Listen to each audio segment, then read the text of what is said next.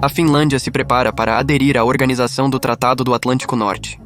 E isso é um problema para a Rússia. A parte ocidental da Península de Kola está repleta de armas nucleares e instalações militares.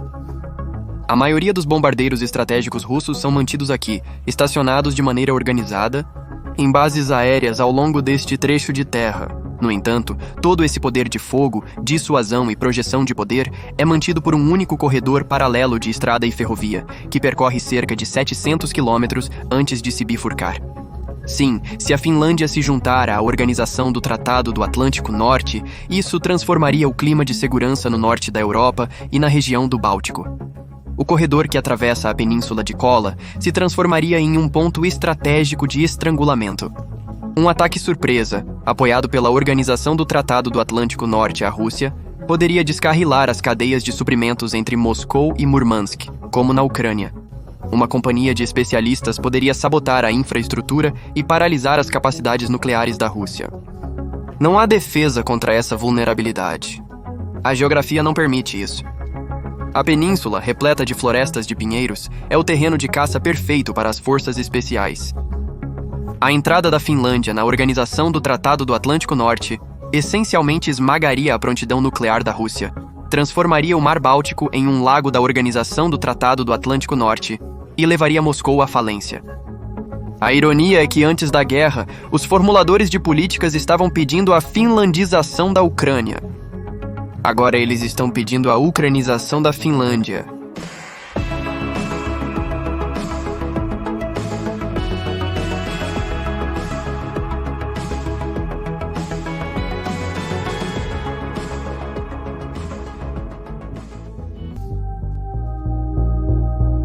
O relacionamento finlandês-russo é um produto da história. Em 1809, a entidade política, agora conhecida como Finlândia, foi esculpida em território sueco conquistado pelo Império Russo. O domínio czarista submeteu o território à repressão e assimilação forçada, e não foi até a Revolução Russa de 1917 que a Finlândia se separou para se tornar totalmente independente. Helsinki manteve relações estáveis com a Rússia soviética ao longo dos anos 20. No entanto, Joseph Stalin, um pensador geopolítico realista, viu a Finlândia como apenas um amortecedor que protegia a Rússia imperial e, após consolidar sua liderança no final dos anos 30, ele procurou retomá-la. O que se seguiu foram 3 conflitos armados distintos que moldaram a Finlândia em sua essência. O primeiro foi a Guerra de Inverno, no final de 1939. Sob o disfarce de um pacto de não agressão nazista soviético, Stalin invadiu a Finlândia, mas logo foi forçado a aceitar ganhos territoriais limitados em troca de paz com Helsinki. Mais tarde, quando a Alemanha nazista invadiu a Rússia soviética em 1941, a Finlândia juntou-se ao ataque, recuperando seus territórios, ganhando novos na Carélia Oriental e facilitando o cerco a Leningrado. Eventualmente, porém, a maré virou contra Berlim, e Helsinki e Moscou concordaram com a paz sob a condição de que a Finlândia cedesse Petsamo e desnazificasse seu território. Depois disso, os finlandeses expulsaram a Alemanha no que ficou conhecido como a Guerra da Lapônia. Esses conflitos não deixaram nenhum dos lados enobrecidos, mas o acordo pós-guerra alcançou uma paz surpreendentemente estável. O Tratado Fino-Soviético de 1948 garantiu uma Finlândia militarmente neutra, dando a Stalin o amortecedor que ele queria, enquanto para Helsinki, o acordo preservou sua democracia e a manteve fora do Pacto de Varsóvia. Ao se manter em cima do muro diplomaticamente, a Finlândia manteve boas relações com o Ocidente e cooperação econômica com o Oriente, no que ficou conhecido como finlandização. Essa política persistiu mesmo após o colapso soviético em 1991. Ao contrário dos estados bálticos, Helsinki recusou a adesão à Organização do Tratado do Atlântico Norte, optando por uma integração limitada ao se juntar ao programa Parceria para a Paz da Aliança. E embora a Finlândia tenha participado das intervenções da Organização do Tratado do Atlântico Norte no Afeganistão e na Líbia, sua política em relação à Rússia permaneceu benigna. Após a Guerra Russo-Georgiana de 2008, o primeiro-ministro da Finlândia até afirmou que a lição do conflito era que Helsinki deveria buscar laços mais estreitos com Moscou. No entanto, a cooperação entre a Finlândia e a Organização do Tratado do Atlântico Norte se aprofundou. Por anos, todas as aquisições militares finlandesas atenderam aos padrões da Organização do Tratado do Atlântico Norte, garantindo a interoperabilidade das forças. A diferença crítica é que a Finlândia não está protegida pelo artigo 5, o que significa que não há obrigação dos membros da Organização do Tratado do Atlântico Norte de ajudar a Finlândia caso ela seja atacada. Helsinki entende que essa provisão é uma terceira questão real para Moscou, e por essa razão, os finlandeses historicamente se opuseram à adesão à Organização do Tratado do Atlântico Norte por ser provocativa e desnecessária. A invasão da Rússia à Ucrânia em fevereiro de 2022 mudou essa dinâmica. Helsinki e Estocolmo condenaram o ataque, e pela primeira vez, Helsinki começou a discutir seriamente a adesão à Organização do Tratado do Atlântico Norte. Essa posição refletiu a opinião pública. A aprovação da adesão à Organização do Tratado do Atlântico Norte, antes da invasão da Ucrânia, era de apenas 20%, mas depois disso, esse número disparou para 70%. Isso foi seguido em 13 de abril por um relatório governamental que afirmava que os arranjos de segurança do país eram insuficientes. O parlamento da Finlândia está atualmente debatendo a questão, e agora se espera uma solicitação de adesão à Organização do Tratado do Atlântico Norte em meados de maio. Em poucas semanas, décadas de neutralidade finlandesa se desfizeram.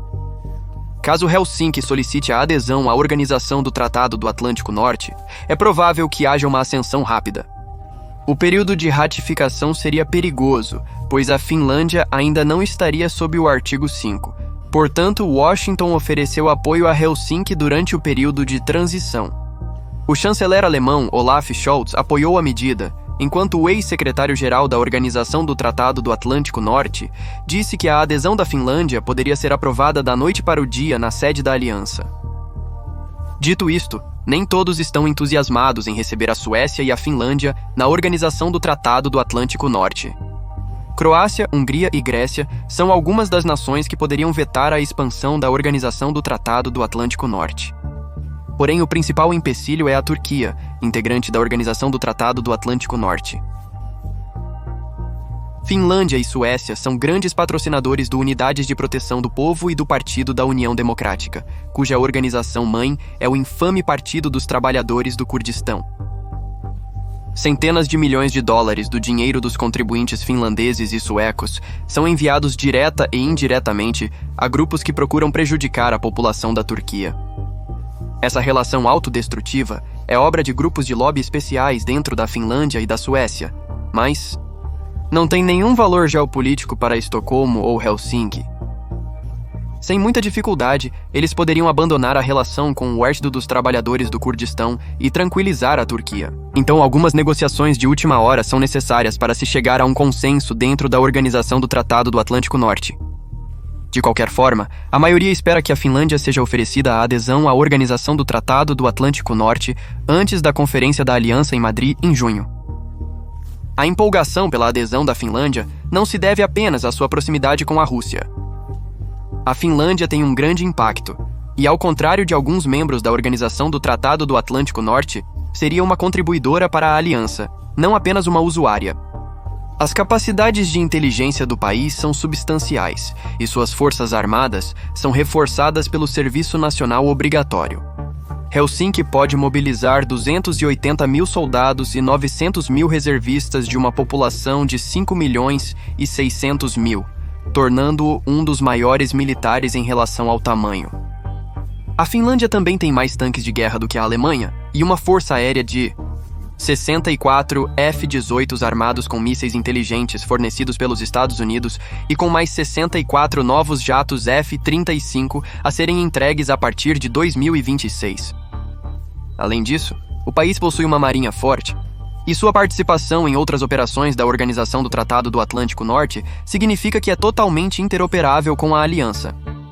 A Finlândia também está preparada no nível civil.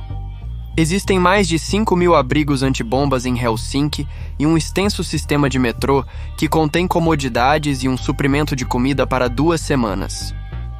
Ainda mais, as empresas farmacêuticas são obrigadas por lei a ter pelo menos 3 meses de medicamentos prescritos importados em mãos, enquanto Os estoques estratégicos nacionais têm suprimentos para 6 meses, incluindo combustível e grãos. Helsinki também possui uma rede informal de instituições políticas, financeiras e culturais. Então, assim como em Israel, a sociedade pode ser transformada em modo de crise quando necessário. Bancos, meios de comunicação, telecomunicações, fornecedores de alimentos e empresas de energia sabem agir em momentos difíceis. Enquanto isso, uma pesquisa da Gallup International mostra que 74% dos finlandeses estão dispostos a lutar por seu país, uma das maiores taxas na Europa. Para estrangeiros, essas medidas podem parecer excessivas, mas para os finlandeses, suar mais em tempos de paz significa sangrar menos em tempos de guerra. Em um nível regional, a Finlândia se juntando à Organização do Tratado do Atlântico Norte alteraria fundamentalmente a arquitetura de segurança do norte da Europa, especialmente se a Suécia seguir a Finlândia na aliança. Assim como a Finlândia, a Suécia foi abalada pela invasão da Rússia à Ucrânia. De acordo com pesquisas recentes, a maioria dos suecos apoia a adesão à Organização do Tratado do Atlântico Norte e, como tal, Estocolmo também está considerando aderir à Organização do Tratado do Atlântico Norte. Tal adição mudaria consideravelmente o cenário estratégico.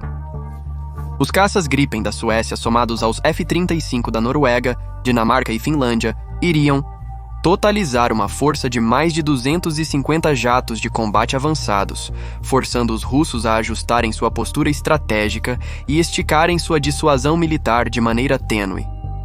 Além disso, o espaço aéreo sueco e a possibilidade de uma base militar em Gotland teriam tremendas capacidades de projeção de poder.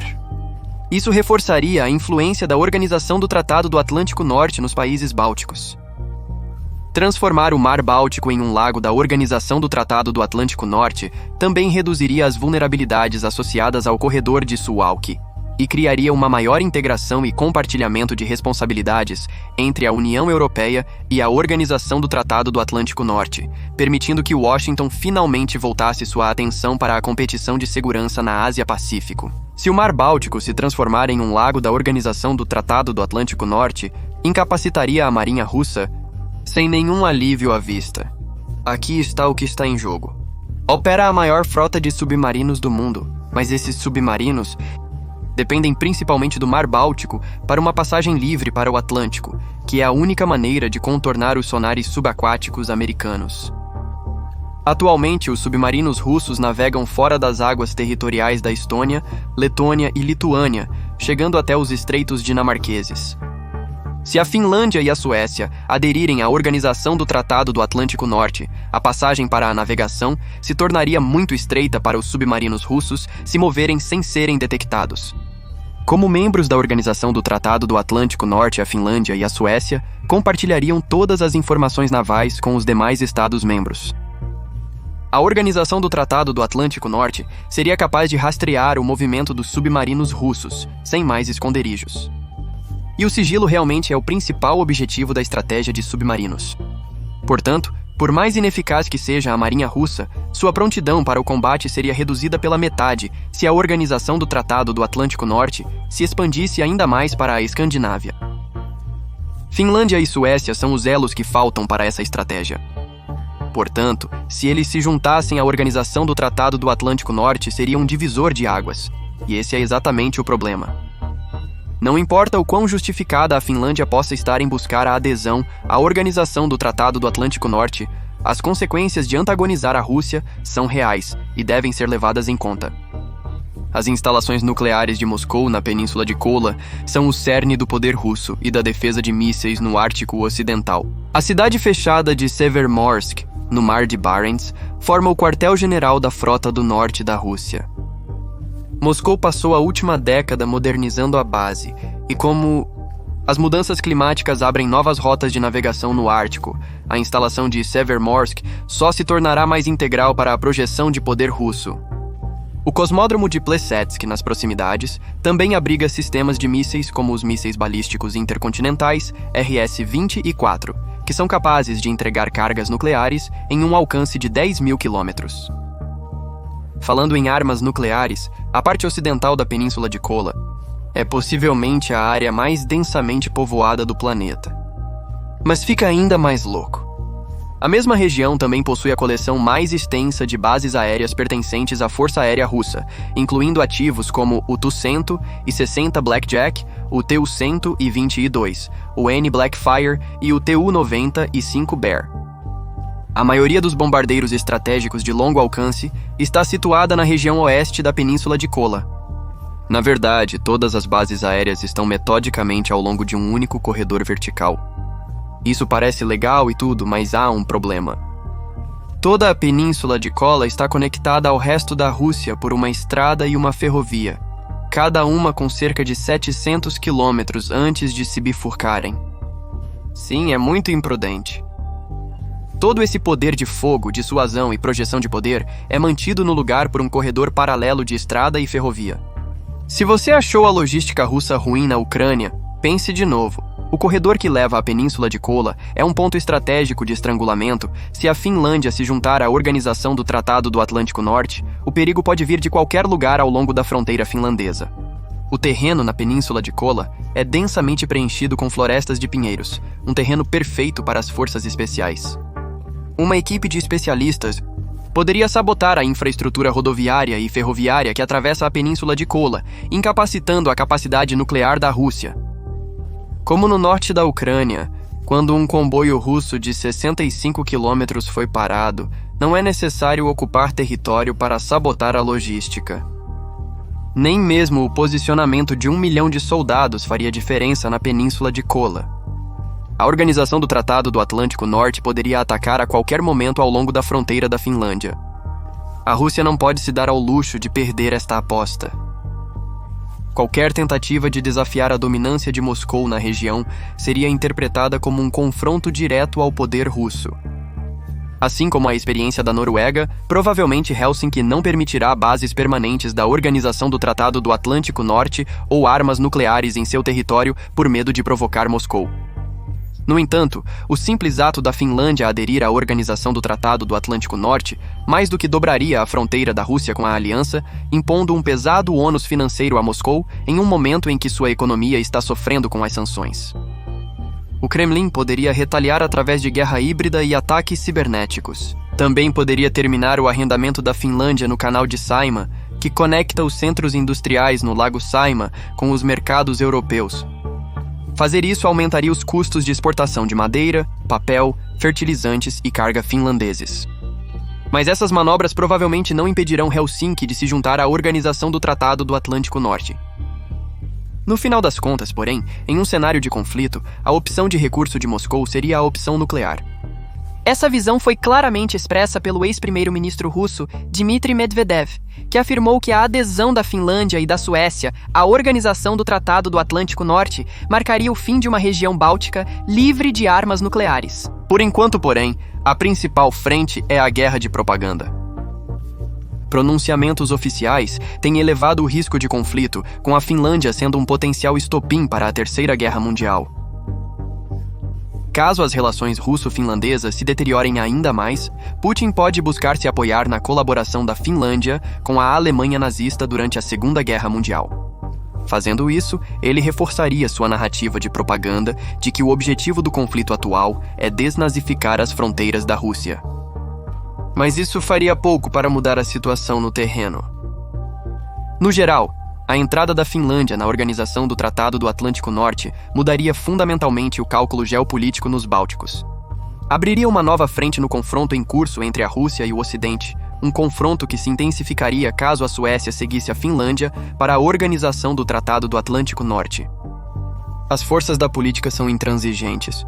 Elas geralmente guiam pequenas nações a territórios perigosos e desconhecidos. Helsinki claramente favorece o Ocidente. Se a Rússia aceitará esse fato pacificamente não é tão óbvio. Como no passado, a Finlândia se encontra em uma situação que não criou, e em tempos de guerra, ficar de lado também é considerado uma escolha. Helsinki pode preferir manter as mãos limpas, mas ninguém pode permanecer neutro em um trem em movimento. Eu fui seu anfitrião Shirvan do Caspian Report. Agradecimento especial ao Anton Murrell por pesquisar este tópico. E como de costume, se você gosta do que fazemos, por favor deixe um like, compartilhe e se inscreva. Obrigado por assistir, e Saol!